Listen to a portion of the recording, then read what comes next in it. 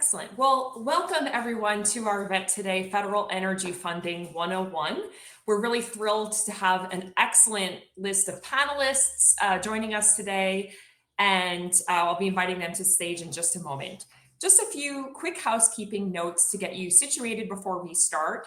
I wanted to flag that right now we are in presentation mode and only the panelists will be able to join us on the stage and unmute themselves, but you can use the chat to send questions for our panelists at any time, and we will go over those questions at the end.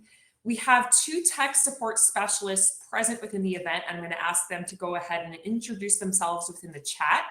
When we return to the floor networking mode, you will also see an IT support table in the upper left corner of the first and second floors, and you can also visit with the tech support folks in that table if you have any questions.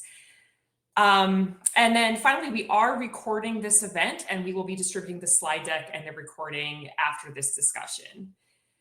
So I wanted to just start with a quick overview of the host organizations for today's event and a little bit of context for why we're hosting this organization. So I'm Lynn Abramson. I am president of the Clean Energy Business Network, which serves as the small business voice for the clean energy economy. And my colleague, Eric Foster, who is VP of Business Development and Strategy at Banks & Company, is also co-hosting this event with us. And Eric will be introducing his organization in just a moment. So first, to tell you a little bit about the Clean Energy Business Network.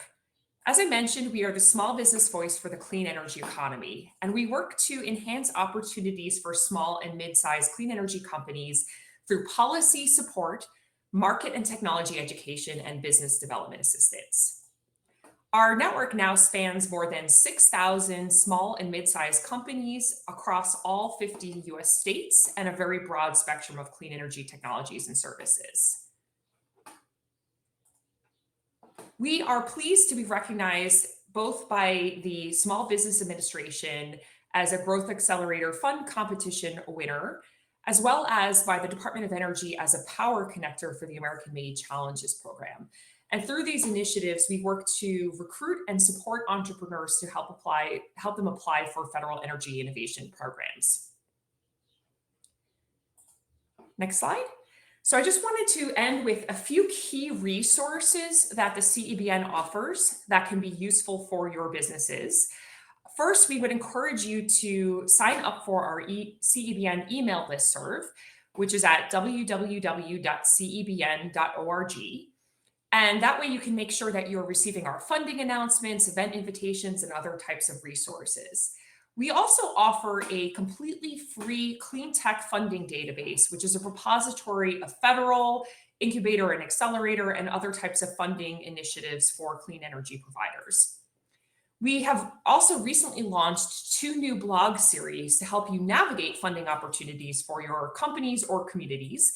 And these include the series called Breaking Down the Bipartisan Infrastructure Law, which is unpacking some of the funding that is coming out of implementation of the infrastructure law that was enacted last year, as well as our Insight into Federal Program series, which is an overview of some of the ongoing types of federal support that are typically available for both companies and communities. And we'll be highlighting some of those funding programs today.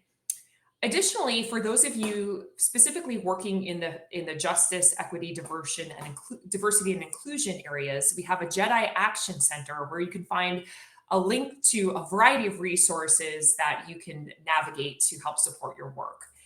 And then finally, we are also happy to meet with entrepreneurs or with community organizations who need help navigating some of these funding resources. And I've included the link to our one-on-one office hours booking page. And we will be distributing this slide deck with all of the links that we are making available, as well as our presenters are making available today.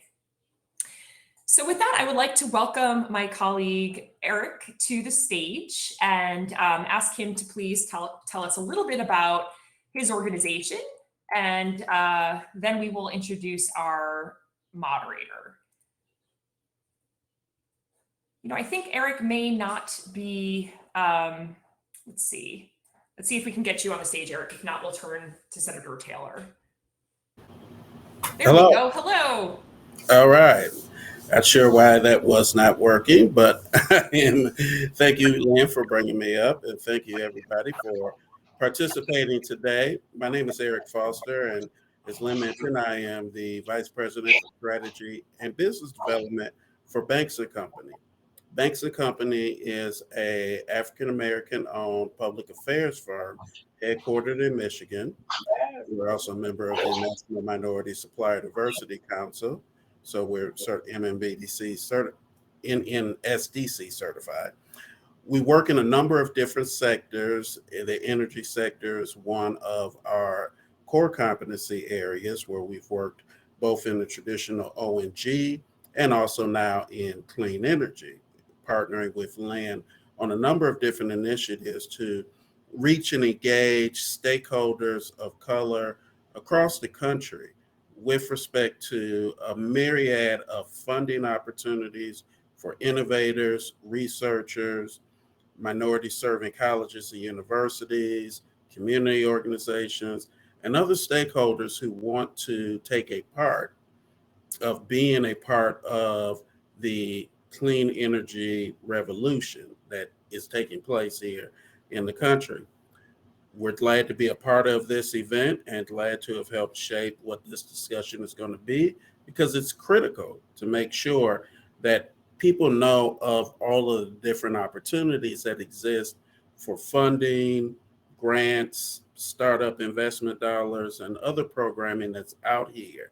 There's so much that we learned in the past year by working with Clean Energy Business Network that we didn't know. And we've been in the governmental relations and lobbying space for over 20 years individually, and then Banks and Company since its founding in 2013. So this has been a huge eye opener, and we're glad to be able to help open up the doors to more people. So with that, I am turning it back over to Lynn because Lynn's going to introduce our esteemed moderator and a good friend of mine who I've known now 16 years, as I met in Wow. 2006, a great state senator from Wisconsin, Lena Taylor. Thank you so much, Eric. And we really hope that our attendees take away from this discussion at least a general understanding of a range of federal funding programs. We're going to just be scratching the surface in terms of what is available from these programs, but hopefully through this event, you'll gain some familiarity. And then we look forward to seeing you in more in-depth one-on-one events covering particular programs in detail.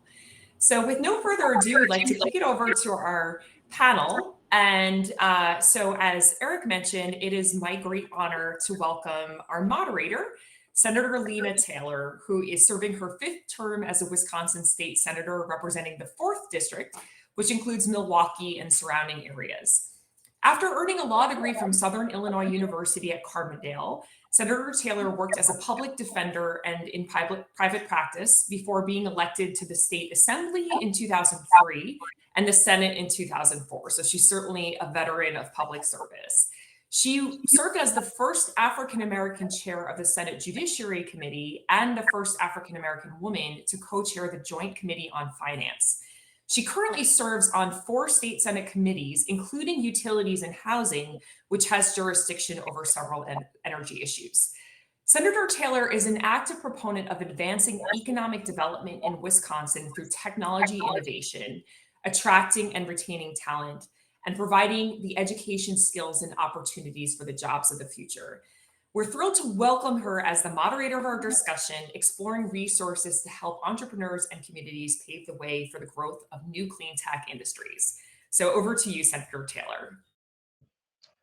Thank you so much, Lynn, and thank you, Eric, for this opportunity to be able to moderate this great panel, Federal Energy Funding 101. It is the perfect type of webinar for individuals to be able to learn. We have a distinguished panel for you all today, which includes a number of individuals from federal agencies, officials who will discuss their programs and the supports that they have for energy entrepreneurs and communities, local and state districts, school districts, all of that type of thing. And we will discuss resources to support prospective applicants with innovative ideas. First, we have Manny Oliver.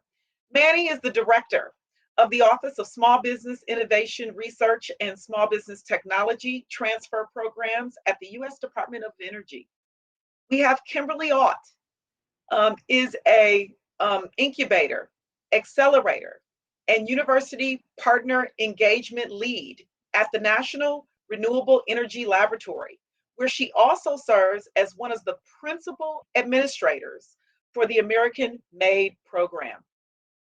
We also have Camille Crane, is section chief for the Building Resilient Infrastructure and Communities program at the Federal Emergency Management Agency, FEMA, as we all know it.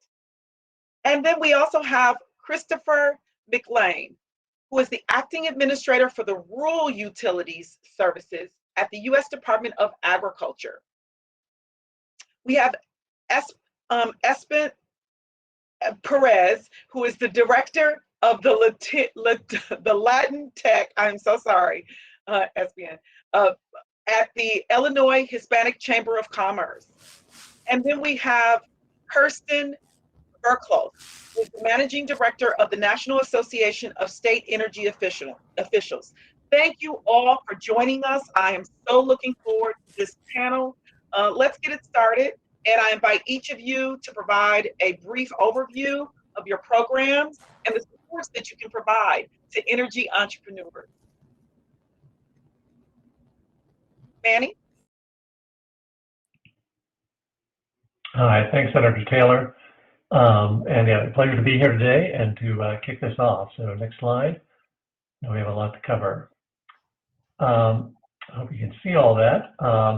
So again, I'm director at the Department of Energy of the Small Business Innovation Research and Small Business Technology Transfer Programs. These are two federal programs. I should point out they are across the federal agencies. So there are 11 agencies that have these programs.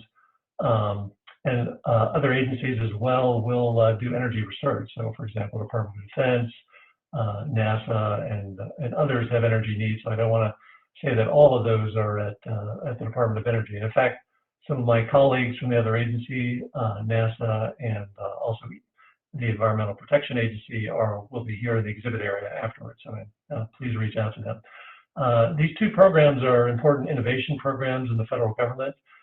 Congress set aside these programs just for small businesses to compete. We realize it's very challenging to go against large businesses and universities who know how to write research grants. So these innovation programs were specifically designed only for small businesses to compete. The goals of the programs are listed there. I want to highlight a couple things. So again, one of the primary goals of the program is to encourage participation by women and socially and economically disadvantaged persons. And so we do extensive outreach through across the different agencies to try to reach those people, and we welcome your input on how we can do a better job of that. Also, there's a strong focus, even though these are research and development programs, on commercialization. So in addition to the funding we provide for the research, we also provide funding to support commercialization, and that can include some entrepreneurial training programs you might have heard about, such as I-Corps program in the federal government. So we can assist you in those commercialization activities as well. As I mentioned, the eligibility is limited to small businesses, and they must be U.S. owned and for-profit small businesses. And a small business, for the purpose of the SBR programs, is defined as one which has 500 or fewer employees. In terms of receiving these grants, you will apply for these. I'll talk a little more about that on the next slide. But this is a phased program, so we don't give you all the money up front. We start with a phase 1 grant, a smaller grant up to $250,000, 6 to 12 months. And this is to do initial proof of concept research. Once you complete that, you'll apply for phase 2 the following year. And that is the bulk of the funding, up to $1.6 million for up to 2 years. And that's where you'll do most of the prototype process research type work. Next slide. I put up here just a brief look at our schedule for fiscal year 2023, which will actually start. For us, we'll issue topics next month for our 2 different releases. So we have 2 different phase 1 solicitations that go out each year. Most of our clean energy focus is in release 2, and I put some important dates. A lot of people have questions about when I apply for federal money, how long does that take and what's the process? Of course, and we only scratched the surface today, but I'll just give you some key dates here on the slide in terms of we would typically issue topics and their solicitation, when you would submit an application, and when you can expect to be notified about receiving an award. We realize it's not easy to apply for a federal research and development grant if you've never done it before. And so I have a program, a Phase 0 Application Assistance Program, just for first-time applicants. They will make sure you get all your registrations done, provide a technical review of your application before submitting it, help you with federal budgeting, and a number of activities. Our contractor for that program, Dawnbreaker, is actually part of the program today. We'll be in the exhibit area, so please reach out to them. Just some contact information from us below, phone numbers, email, and then our website where you can get a lot of information about the programs and join our mailing list. So let me stop there. I know we got a big program.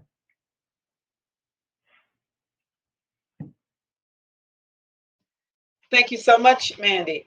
Mandy, that was very informative. Kimberly, we'd love to hear from you. Yes, thank you. Go to the next slide.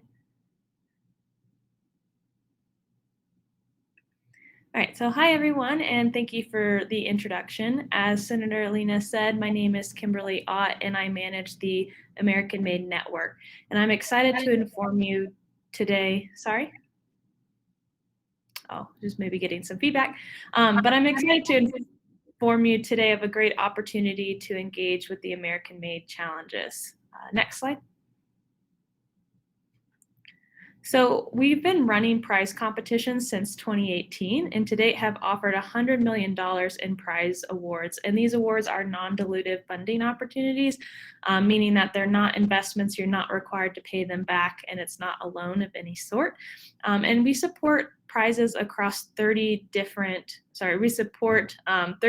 prizes across our program.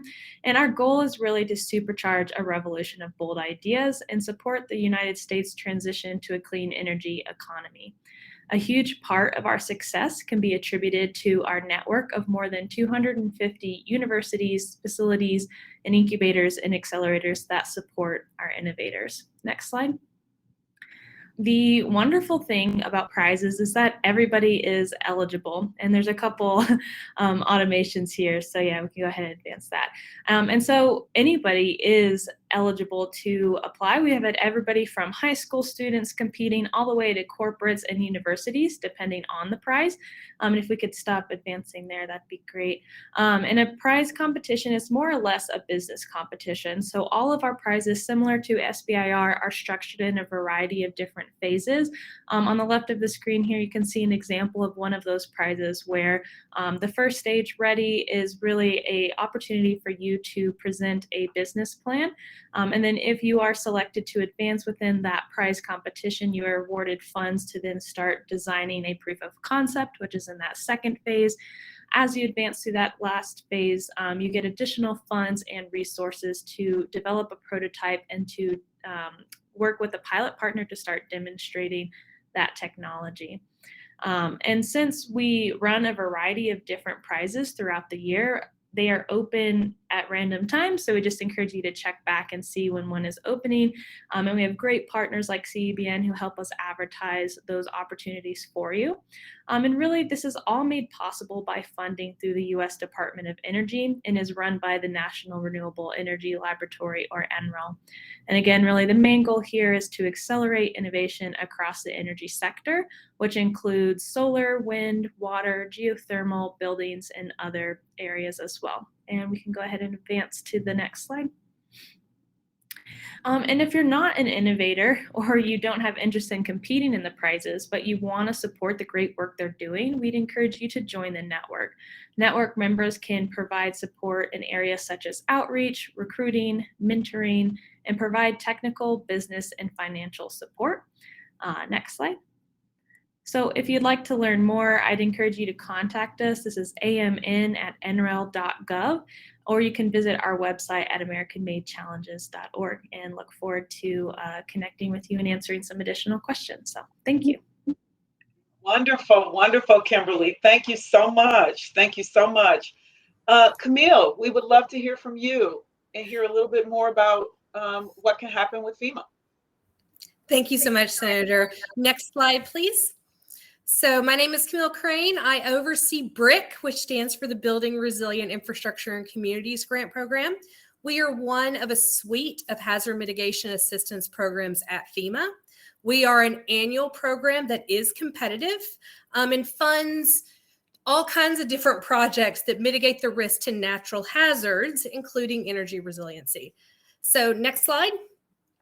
We are right now in between cycles. So I am going to be talking a little bit about what we had last cycle, and I'll talk about when our next one's coming up. Just for frame of reference, in FY21, which is our application period that ended in January, and we're currently reviewing those applications, hopefully making announcements next month, we had $1 billion available with a max project size of $50 million a piece. So they could be anywhere from $1 up to $50 million, depending on their scope and complexity. So last year for our priorities, they included mitigating the risk, so that natural hazard risk, to public infrastructure, so that is infrastructure that benefits the public, incentivizing resilient investments in disadvantaged communities, mitigating the risk to one or more community lifelines, energy being one of those lifelines in addition to communication, materials, and others, incorporating nature-based solutions, enhancing climate resilience and adaptation, and incentivizing the adoption and enforcement of latest building codes. And we prioritize projects that meet multiple of these priorities. Next slide. So when we talk about who can apply for BRIC funding, our applicants, so those are the people that make those applications directly to FEMA, include states, territories, federally recognized tribes, and the District of Columbia.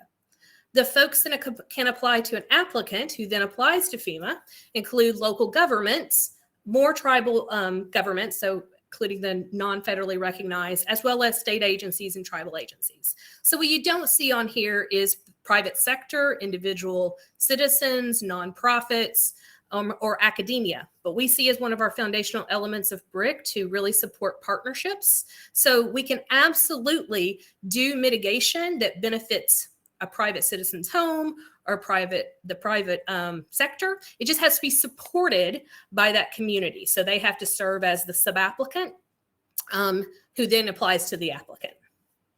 Next slide. So this is our timeline that we're currently on for the FY21, and our cycles run pretty the same every year. So typically our notice of funding opportunity comes out in summer. Our goal is always the month of August. So our FY22 program coming out in the month of August this year, which will have the amount and the priorities of next year. Our applicants and sub-applicants never change. The funding amount does. We keep doubling. We doubled in our first year of BRIC. We had $500 million. In our second year of BRIC, we had $1 billion. So we'll see what we have in our third year of BRIC. We then have an open application period that usually starts towards the end of September and goes to the end of January. We then start the review process for those applications. And this year we divided kind of the announcements into two parts. We announced some of the selectees in the month of May, and then we're doing the national competition for our larger projects on track for next month, in the month of July. Next slide. And I wanted to end here with a whole host of resources for the BRIC program. Our BRIC website is, we try to make it as simple as possible, as fema.gov/BRIC, B-R-I-C. And on there, you're going to find all kinds of different documents that explain the different nuances to the program, the competition criteria. We also have on this slide helplines that you can call to get more information. Maybe it's about feasibility of projects, or FEMA Go, which is actually our application system. We also here, I really want to point out the Mitigation Action Portfolio, or what we lovingly call the MAP. It's something we create as a piece of stakeholder feedback that really is case study examples. So it gives you about a 2-pager on about 45-ish different projects, all kinds of different geographies, different hazards, different sizes, to give you kind of a look at what BRIC can fund. So with that, I think I'll turn it back to you, Senator.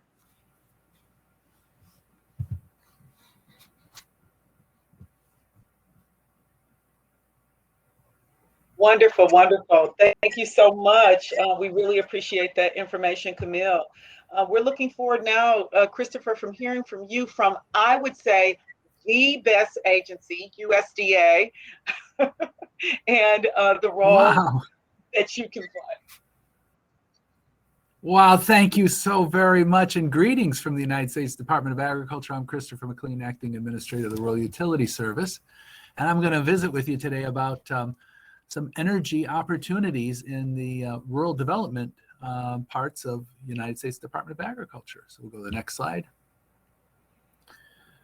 So USDA, we have 3 agencies that are together called Rural Development. USDA is Rural Development, and we provide loans, grants, and loan guarantees that support all kinds of essential services in housing, economic development, healthcare, first responders, water, electric, telecommunications, infrastructure. Basically, we're the only agency in the U.S. government that can build a community from below the ground up and have programs and tools to be able to finance those initiatives to support rural communities. We'll go to the next slide. So there are 3 agencies. I'm at the Rural Utilities Service. We're the successor agency to the Rural Electrification Administration, if you remember from your history lesson, created in the New Deal by 1935 by Franklin Roosevelt, followed a year later in 1936 with the passage of the Rural Electrification Act. And that act exists today and continues on, and the Rural Utilities Service is a merger of the telephone and electric programs of the Rural Electrification Administration and the water and sewer programs of the old Farmers Home Administration to create a one-stop utility shop. And we continue to this day to be able to administer the Rural Electrification Administration. Another New Deal era agency, the Rural Housing Service, is a very important partner in rural development. As the name implies, they finance single-family and multifamily housing developments, and they are one of the biggest. We have over a million participants in our housing finance program, and we want those homes to be safe and sound and energy efficient. And then the Rural Business Cooperative Service, RBCS, and I would like to point out that my colleague Mark Brzezinski is going to be at the workshop to talk about some exciting energy entrepreneurial programs at RBCS. Now, across these 3 agencies, we administer over 40 different programs. And as you can imagine, every single program has its own eligibility requirement. There's dilemmas to like, what is rural? And that's really a metaphysical kind of question. What we have is statutory and regulatory guidance that directs these resources to their intended purposes. And so some programs have a very broad reach, and some programs are highly focused, and that depends on what Congress has given us. The RUS, where I work, we have an electric and telecom program which is administered at the national office. So you contact headquarters for any questions that you might have about low interest financing. In the electric program, we have loans, and then in telecom, we have a big loan and loan grant combination program going right now called Reconnect. We're evaluating a whole bunch of broadband applications, and we'll be opening a new funding round later this summer. We're calling this our high-speed summer. And then our RUS Water and the rural housing, most of the rural housing service programs and most of the rural business cooperative services are administered by USDA employees across the country in state offices of rural development. So this is a very important thing for you to remember if you want to access USDA rural development programs. Make note that in your state, there is a state director of rural development and a staff of rural development. There are USDA employees that help us deliver these programs out in across the whole country. So those are really key early points of contact for you. So go to the next slide. So let's zoom in on the energy business opportunities for all our energy entrepreneurs out there. And one of the most exciting ones is the one that I mentioned that Mark is overseeing at the Rural Business Cooperative Service. They have a whole portfolio of programs, including a business and industry loan guarantee and grant program, which helps finance business development of all types, not just energy, but all types of businesses in serving rural areas. The key test here is, are you creating or saving rural jobs? And then the Rural Energy for America program, or REAP. It's loan guarantees and grants. And REAP is focused on ag producers and small businesses who want to deploy energy efficiency and renewable energy systems. Can also finance new energy efficient equipment for farm operations. And it provides up to a 75% loan guarantee for eligible projects. And also some grant authority for up to 25% of a project cost, with a priority going to smaller grants at $25,000, but certain grants can reach up to $500,000. And your first stop for REAP programming is to go to your state office of rural development. Then they have a biorefinery program, which not only is used to create biofuels, but now biochemicals. And they have an amazing program which works in partnership with a number of our borrowers at the Rural Utility Service, called the Rural Economic Loan and Grant Program, or as we affectionately call it, Red Leg. Red Leg is a revolving fund where we will lend to our U.S. utility funds, and then they can make further investments to relend that money for business development. Then our Rural Housing Service colleagues, again, as we talked about, they provide financing for single-family, multifamily housing, as well as improvements, and those improvements can include energy efficiency investments. And another secret program that a lot of people don't really know about, but one of the broadest levels of authority, is in the Community Facilities Loan and Grant Program, focused on municipal and nonprofit entities. So this one is not for for-profit businesses, but community facilities can finance almost anything that a community or a nonprofit would need to benefit their community. So it could be everything from a hospital to vehicles for police departments to a library. But notably, they can finance things like electric school buses, and they have. And so if you are a nonprofit entity or representing a municipal, take a look at the Community Facilities Program. Then you get to my beloved Rural Utility Service Electric Program. We have two big programs, the Infrastructure Loan Program with interest rates tied to Treasury rates of interest. Pretty much anything in the electric infrastructure can be financed at utility scale. You do have to be a utility, but you can be we're well known as financing cooperatives, but we finance cooperatives, investor-owned utilities, renewable developers, as well as tribal utilities and investor-owned utilities, and municipal utilities. And then the Rural Energy Savings Program. That's one that I really would like everyone in the audience to think about. It's a relending program where we will lend at 0% interest money to a utility or a utility-like energy efficiency entity to relend to consumers. That could be residential consumers, businesses, governments, schools, to deploy energy efficiency measures, including on-grid, off-grid, renewable energy projects. The trick here is you need to have your utility participate in the program, but we can finance anything that saves energy, including charging stations for electric vehicles. So we'll go, I think, next is just www.usda.gov. That's your portal to everything USDA does. We got a little search box, and just click in there anything that you might be interested. If you want to find the REAP program or state offices of rural development, we have field staff in the electric and telecom programs called general field representatives. They will help you, advise you on how to put together a project, or if you're eligible in the first place. So between our state offices of rural development and our field staff, we have a wide network of colleagues who are willing to help. And if you have any questions, please feel free to contact me at headquarters. And my email is there, christopher.mclean@usda.gov.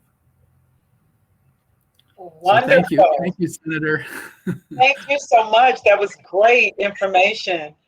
So, Mr. Perez, Espia, I said your name wrong twice, so 3 times. So please forgive me. But I am so interested in hearing what the chambers can offer for individuals who are wanting to get engaged. Thank you, Senator, for introducing me. My name is I got a little echo from you, a little technical challenges. Is everyone else able to hear well? Okay, try again if you would. Does that sound better? How about this?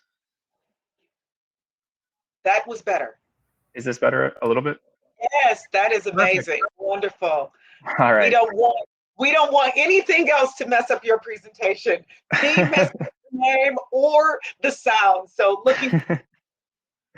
All right, good. Thank God that works. Okay, perfect. So yeah, my name is Esteban Perez. I'm the director of the Latin Tech Incubator Program at the Illinois Hispanic Chamber of Commerce.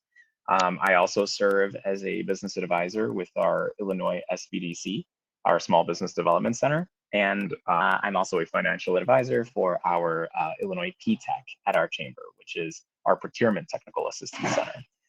Across all of these programs that I'm a part of, I essentially serve as a financial and entrepreneurial resource.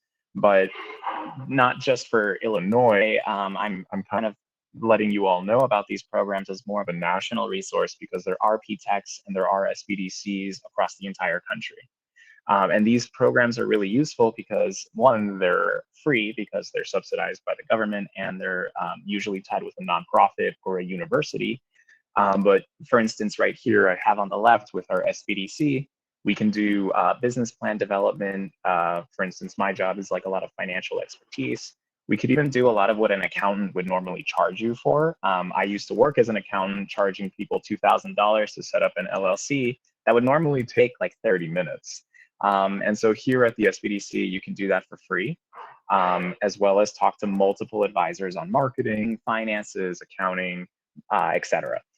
And so this SBDC option is really more for the people or for the businesses that are earlier stage, maybe even idea stage. You don't even necessarily need to be started in order to seek out help. It could even just be an idea, and people like us would essentially give you the best advice possible. And if we can't, we also serve as a resource funnel. So we're always vetting, and we're always partnering with other organizations like the CEBN to be able to direct people to resources that normally wouldn't be available to them or wouldn't be accessible to them. And then when you're farther along the process and you're more of like a medium-sized company, and maybe you're ready to go into government bidding, but you don't know how to get started with that process, I would definitely recommend getting in local PTech. This way you can get started with government bidding, procurement, all of the complicated compliance that comes with bidding, as well as getting some leverage as a minority, women, or veteran-owned business certification. We also help with these processes for free. So it's at no cost to you, and you would essentially walk away with thousands of dollars in value. And really it's a win-win. There's no stupid questions. There's no unnecessary thoughts. Anything that you give us is something that we can work with. And if we don't know, we could always refer you to someone in our network.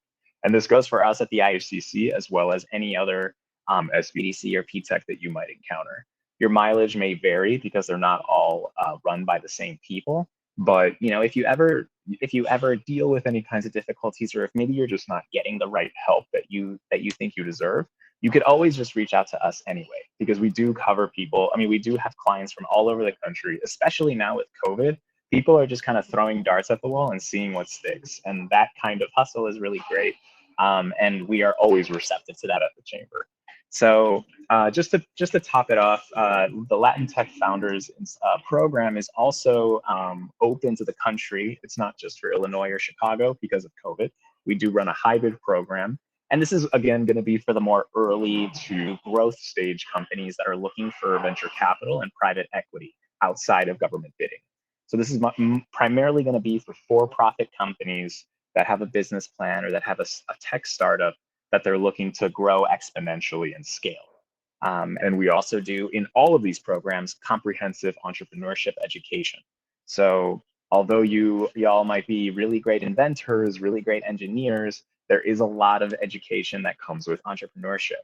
And you can have the best idea that can scale to the maximum degree, but then you don't have the financial scaling to meet that or to match that. And a lot of really great ideas and a lot of really great companies often fail because of that. So if you feel like you're not ready there, or if you feel like you just want some more information, you could always reach out to us, and we could always direct you to your local SBDC or PTAC if you feel comfortable that way instead. So I'll throw in my email or our IHCC email here, and also our website, so you can just check us out, and also a locator for an SBDC near you. So I think that's it from me. Thank you all very much for having me, and I'll be around for questions at the end. Espion, that was great, especially you diving into the portion that tells people the things to make their businesses successful, because of what often happens. They've not necessarily even started their businesses right. And the other piece that you chimed in to say, hey, we can help people all around the nation. I don't know if you're psychic or what, but that conversation was happening in the chat at the same time that someone was asking for help, and they're on one state and people were in another state, and you were saying, we'll help anybody anywhere. So it was just perfect. Thank you so much.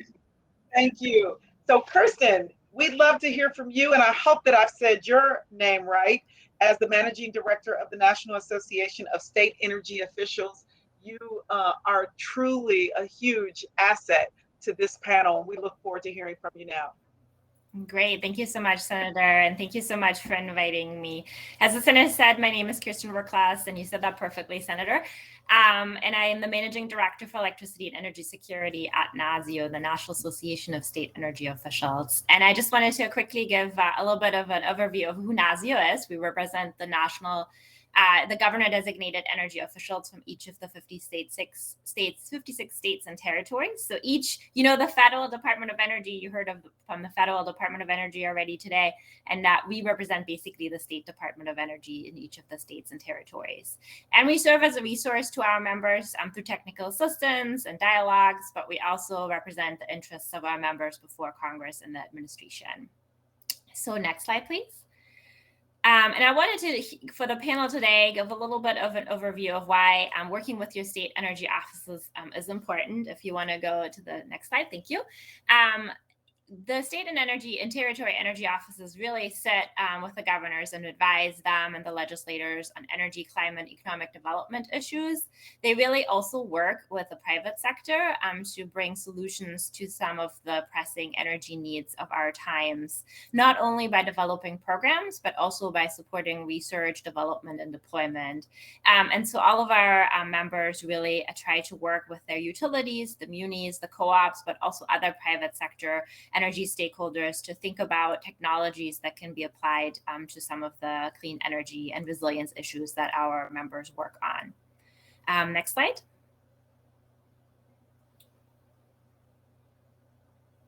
There's a little bit of a lag. I'll just keep going. So we help our members, as I said, through technical assistance, and we kind of provide that in a variety of programs and priorities, kind of mirroring what the State Energy Office work on. So this ranges on building technology and policy, electricity considerations, resilience issues, but also thinking about the workforce and how to make sure there's a pipeline for clean energy, cybersecurity and other energy topics, thinking about equity issues and other kind of cross-cutting topics such as innovations. And we also, if you go to the next slide, we at NASIO also work with the private sector through our affiliates program. That is a program that the private sector can join in order to really kind of network with the state energy offices to provide input on kind of the private and business interests, and make sure that the state energy offices receive that information, connect with them, and contribute to the development of our program here at NASIO. However, I also wanted to touch today a little bit on what the state energy offices are doing in terms of the implementation of the Investment, Infrastructure, and Jobs Act, IIJA. I'm sure many of you are interested in some of the opportunities there. And if you go to the next slide, I kind of highlighted a few of the things that the state energy offices are looking at when we're thinking about the IIJA. There's certainly the electricity grid resilience programs, namely 4101D, the 4101 competitive, and 4103, which really looks at highlighting and supporting electricity grid resilience through deployment of technologies. The state energy offices are also really instrumental in working on state energy security plans. And again, they do that in conjunction, not just with the public utility commissions in the states, but also with the private sector. And so there's another opportunity to kind of work on some of the resilience aspects coming from the private sector. A lot of our members are also working on developing potential applications for the clean hydrogen hubs. I'm sure you know that under the IIJA, there's funding for a variety of regional clean hydrogen hubs across the country. And again, the state energy offices work with the private sector on putting together those applications. In addition, there's opportunity to work on energy storage, energy efficiency revolving loan fund capitalization, and energy efficiency conservation and block grant programs. I won't talk much about the BRIC program because Camille covered that so nicely already, but the state energy offices also work with their state emergency management agencies and others in developing BRIC funding applications. And then last but not least, our members are the recipients of the congressionally appropriated state energy program funding. And so they use that state energy program funding to also provide program and policy support, but also, again, to support some of the research, development, and deployment I mentioned earlier. When the slides get distributed, the links under NASIO resources are clickable. We have an Infrastructure Act resources hub where we kind of outline and track what is going on in terms of the IIJA. We also provide RFI and NOI responses, which I've linked here as well. And then we're just starting to develop something we call Program in a Box website, which will provide information to the state energy offices on how to develop some of these programs, but also has aspects in conjunction with the private sector. So I'll stop there and I look forward to the questions, and thank you again for having me today. Well, thank you so much, Kirsten. You did an amazing job. Also, I want to thank all of our panelists for providing such great information.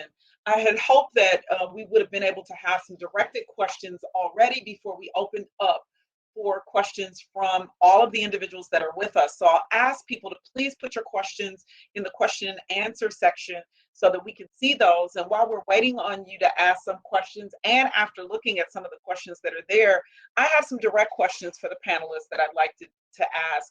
So one question that's come up a couple of times that I want to be able to ask is geothermal energy startups included in any of the services that are provided across the various conversations that we've had? Chime in where you deem appropriate, unmute and chime in, and we'll go from there. Yep, this is Kimberly speaking on behalf of the American Made Challenges, and I believe I put this in the chat, but through the 30 prizes that we represent, we have 2, if not 3 geothermal focus prizes, and we typically release more every year, and so I would encourage them to look at that as a resource. Wonderful, wonderful. I know that there was also, oh, go ahead, I'm sorry. Hi, this is Manny. Yeah, through the Department of Energy's SDR and ST0 programs, we usually have a geothermal topic every year, and I put a link in chat for our topic from last year, but we'll have new topics out this November.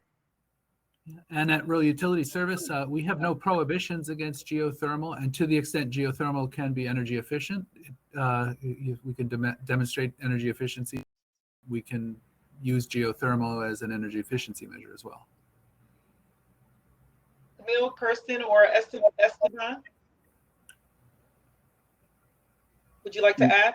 Definitely no restrictions on our end with any industry, since our technical assistance is more broad in nature. Yeah, and there was a question in the chat too on state energy offices and their role in geothermal.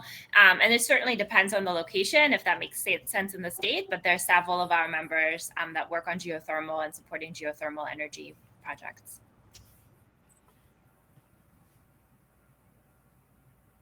Camille, do you want to add anything? Well, I can add from a brick, and if you think about for our FEMA hazard mitigation programs, they're about mitigating the risk of natural hazards to facilities and protection of property and people. So one is like, for example, we fund microgrid projects that offer energy resiliency. So if power is lost, so that's kind of the way to think about what kind of project work we fund.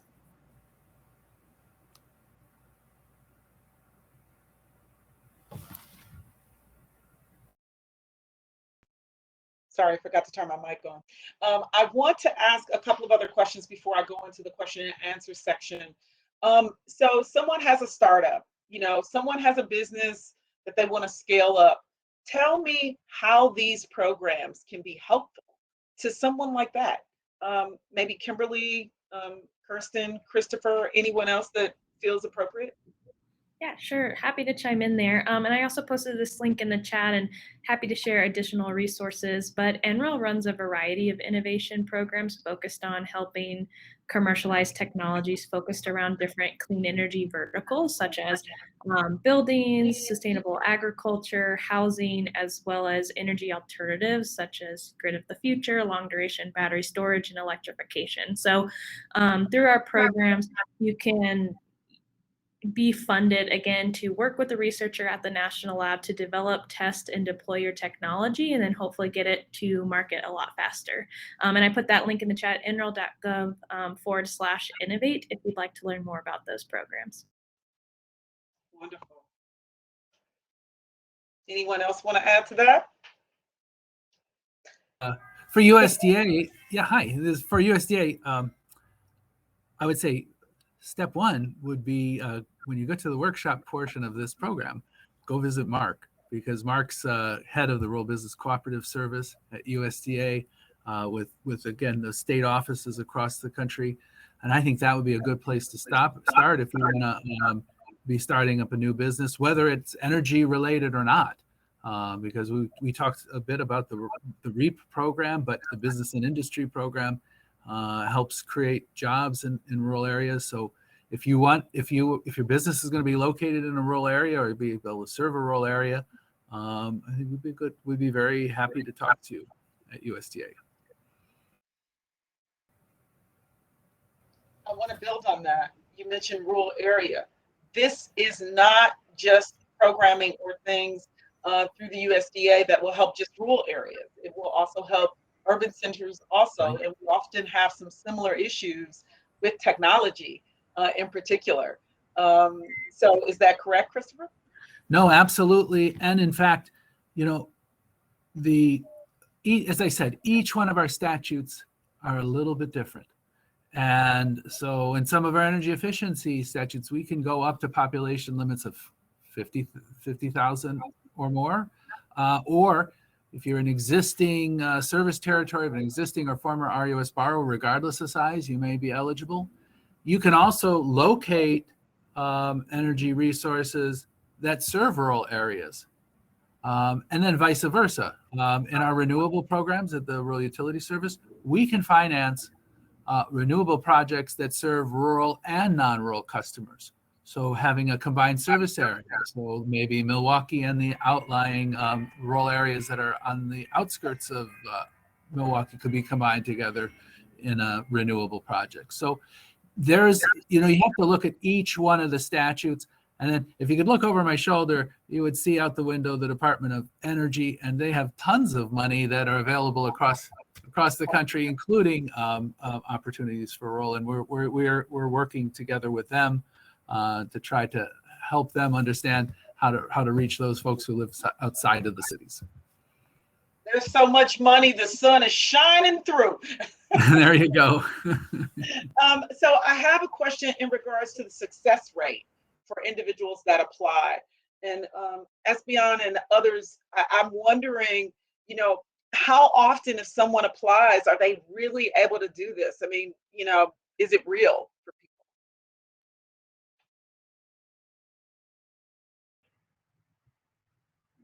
Hi, this is Danny. I can speak. Talk from a BRIC perspective. So we were the first year of BRIC, we had $500 million available nationwide. We were super popular for our first year. We were so we had about $3.5 billion come in. For the second year of BRIC, we had $1 billion available. We were 4 times oversubscribed. So right now we are choosing the $1 billion that will be selected for funding out of, we got in 4.1 billion in requests. So we're looking at what kind of funding level we can provide next year based on how our funding is derived. With that though, that has really helped us show the need for mitigation, hazard mitigation funds writ large.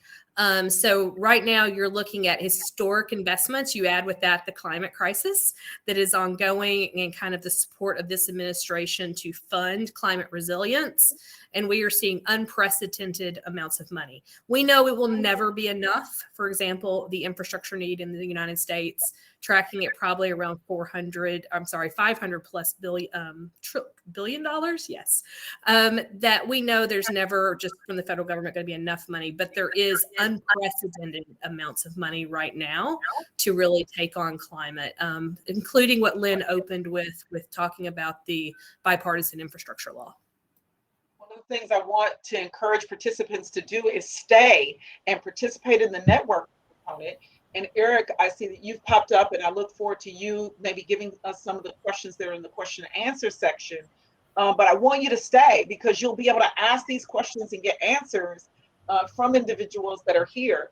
And the last question I'll ask of the panelists before Eric chimes in is, I was talking on the radio today to a radio host and he said, I have an electric car and I can't find charging stations. Is this funding going to help create some charging stations? Is there ideas that can be a startup that can get their business started and do this kind of work to get to adding charging stations? Is that something that can happen here? I'll say. Love it.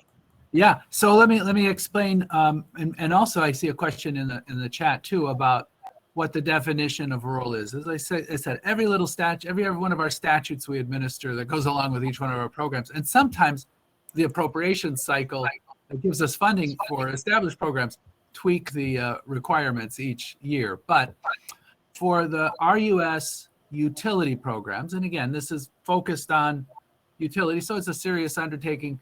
The general rule is communities of 20,000 or less, or communities served by an existing RUS borrower. So that will get you on the utility infrastructure side. And then on the Rural Energy Savings Program, it can go up to 50,000, and then even broader utilities that are electric utilities that are current or former RUS or REA, Rural Electrification Administration borrowers. So that's a big chunk of the country. Now, onto the question about charging stations. Christopher, I'm sorry to interrupt, but more than anything, you've stated it's not just going to be for rural individuals. And I think the question was mostly trying to see if it will expand beyond just rural areas and what that definition would be. And I want I want Eric to be able to get to some of the other questions that are within. And so I think if someone has more questions about the rural piece, stay for the networking portion. That's the piece that I also want you to do, because you can also get it set up to get one-on-one sessions to be able to help you as a individual organization or company for the specific things you want to do. And Chris has already told you there's some great experts inside there. All right, guys. So we do have a few questions, and actually, I'm going to take one that just popped in the chat real quick, and it is regarding Puerto Rico and the ability of converting communities in Puerto Rico to solar, but having challenges getting help from the agencies.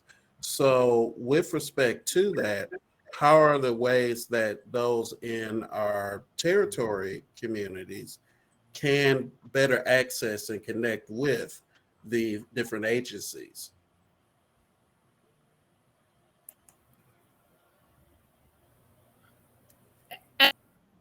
Territories, they are a direct applicant to FEMA. So they are included as part of our applicant pool. So Puerto Rico is an eligible applicant under BRIC, as well as the rest of our hazard mitigation programs. All right. And then in addition, Puerto Rico has a territory energy office. So I would encourage anybody to get in touch with our member there. For example, under the IIJ, the 4101D funding for grid resilience, there is money allocated to the territories and the states, as well as the 574 recognized federal Indian tribes. So there is also the opportunity for those entities to work with the private sector or community groups on some of these projects. All right. And we have a state office of rural development in Puerto Rico that can administer USDA programs as well. Okay. So another question that's popped in, which actually is a really good one in the Q&A. For an urban district energy company that's mandated to electrify, would a state be able to apply for funds to support the cost of making this rather costly transition for the company? And I just want to add, and can you help someone make that collaboration happen?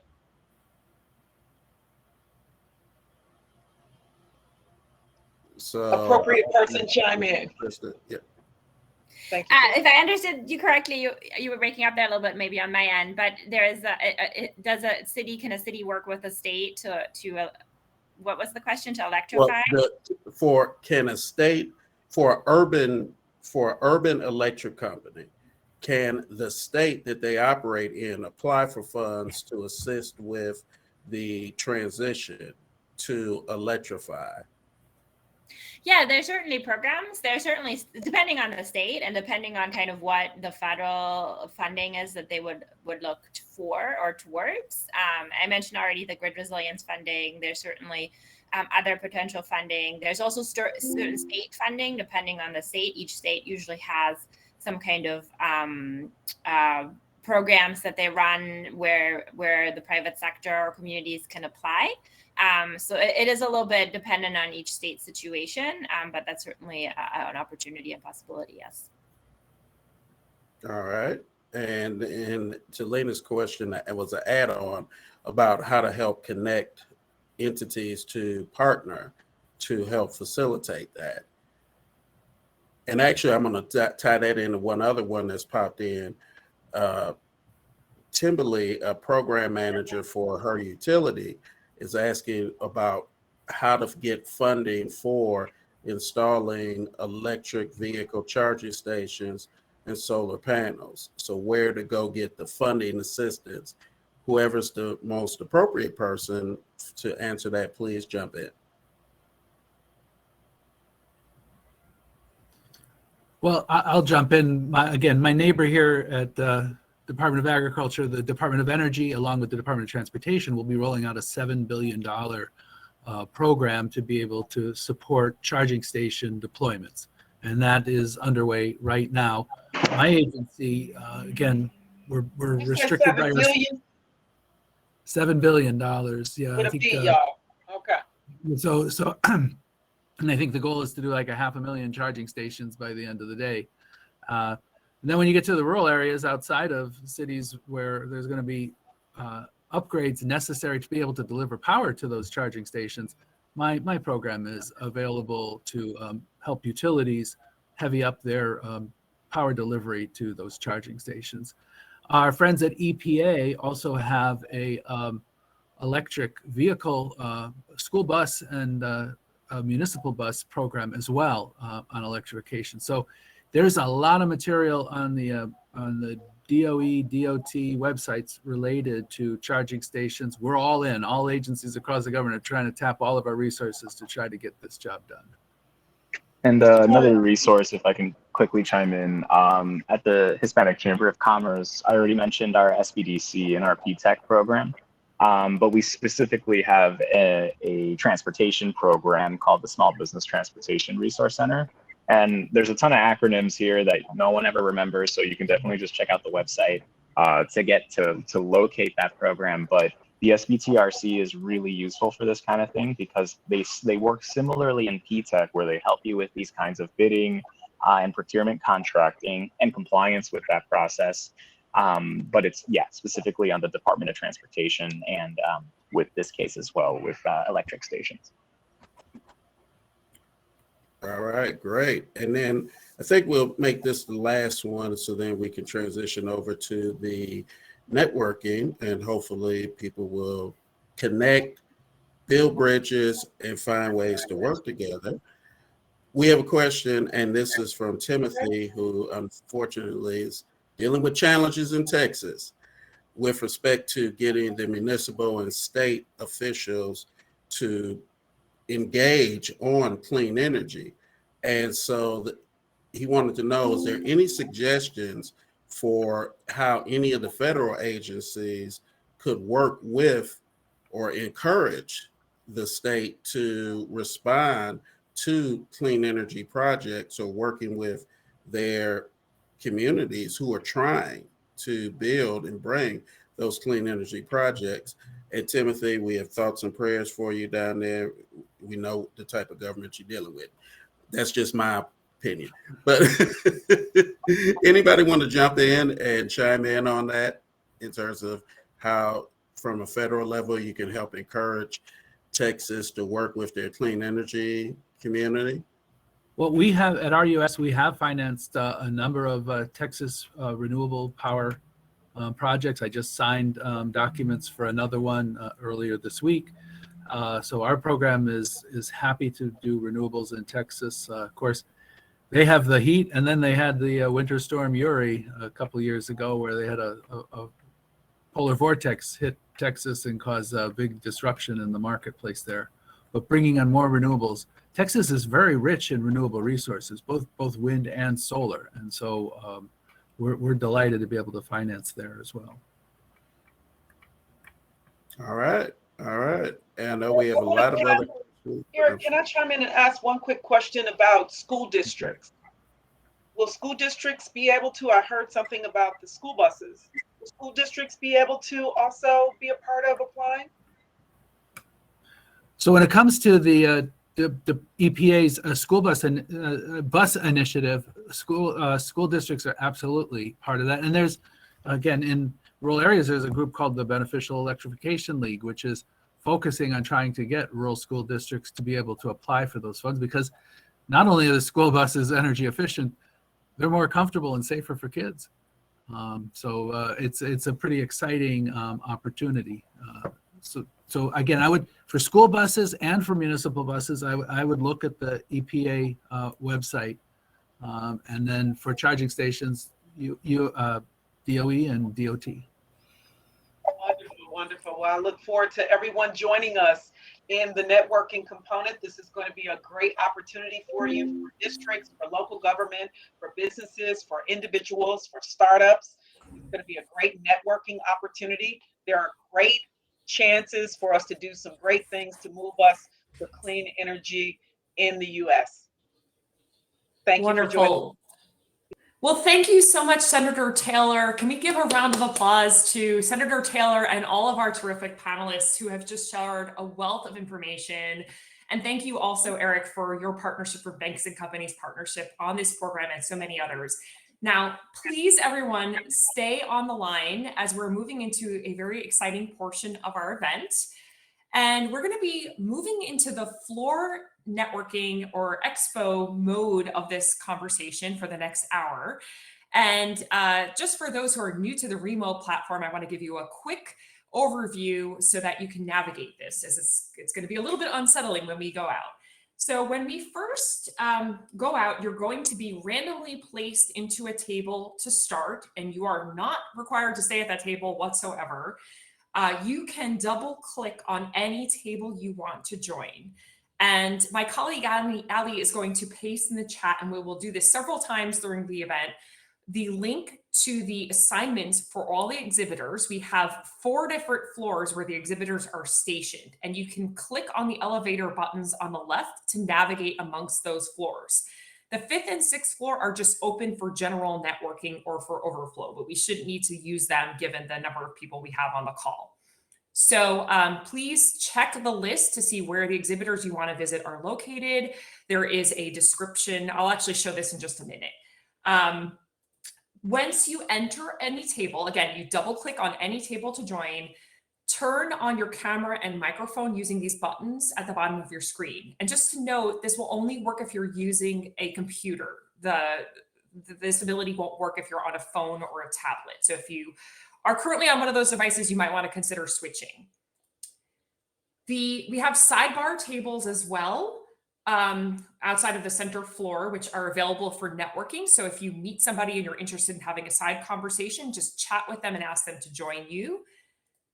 And if you're having any help, I'm going to ask our tech support folks to reintroduce themselves again in the chat right now. But you can also visit the IT support tables on floors 1 and 2, and they can meet you over there to troubleshoot any difficulties that you might be having. So once again, Ali is dropping the link into the chat with the list of exhibitors, and this is a Google spreadsheet. You should be able to open it and see what floors the exhibitors are located on, a brief bio of them, as well as some tags regarding what kinds of support that they provide and the communities they serve, as well as points of contact there. And if anyone is unable to open the document, just message myself or Ali and we can share that information with you. And we're going to ask our exhibitors to talk a little bit about their organizations, the type of audiences they serve, what kinds of services they provide, and how folks can engage. And we have almost 40 exhibitors ranging from incubators and accelerators to community development organizations, as well as federal agencies and technical support providers. So we really appreciate all of our panelists, our audience, our exhibitors for making this event possible today. And we look forward to seeing you on the floor. And finally, this is our website and our email address, again, should you have any further questions for us. And finally, I just want to note, we will be dropping a link into the chat midway through the event with a survey about this event that will help us for planning future events. And we greatly appreciate it if you can take a few moments to join and participate in that survey. Thank you, everybody. And we look forward to seeing you in the expo hall.